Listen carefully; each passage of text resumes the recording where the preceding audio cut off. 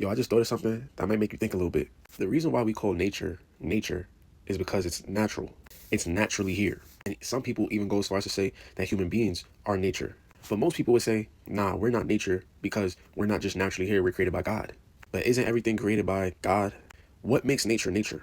It being natural? But how could something be natural if it was created? Like when something naturally happens, that means it happened without intention.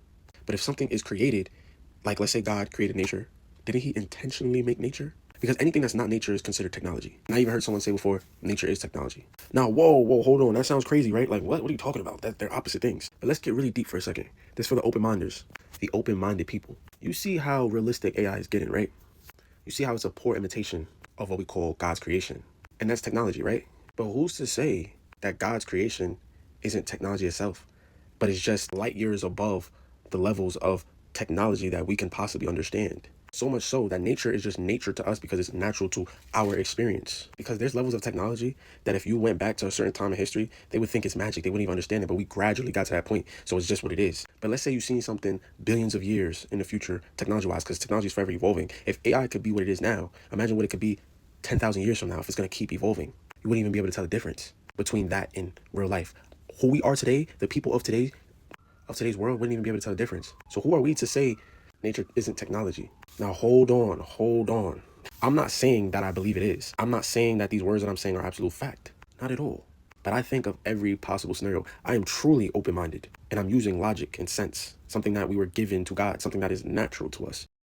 We all believe that everything here on this earth and this planet, everything that we see and experience in this life was created by something or someone, right? So how is it nature? How is it natural? It's just above our comprehension. It's just above the levels of what we're able to perceive. Scientists literally can tell you, they can literally explain matter down to a molecular level. Science will literally tell you that everything is atoms moving at the speed of light to solidify it. That sounds very technical to me. Now, you've all heard people have theories of us living in a simulation. And hold on, I'm not saying we do. I'm not saying I believe we do. But if science proves that everything that we see physically and solid is atoms moving at the speed of light, which solidifies it, that sounds very technological to me.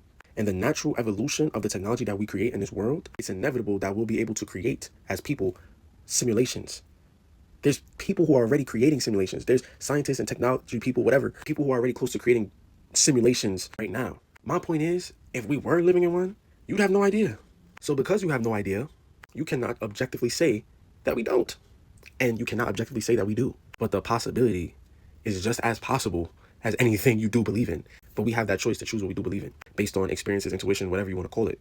But hey, what's that saying? A wise man knows he knows nothing.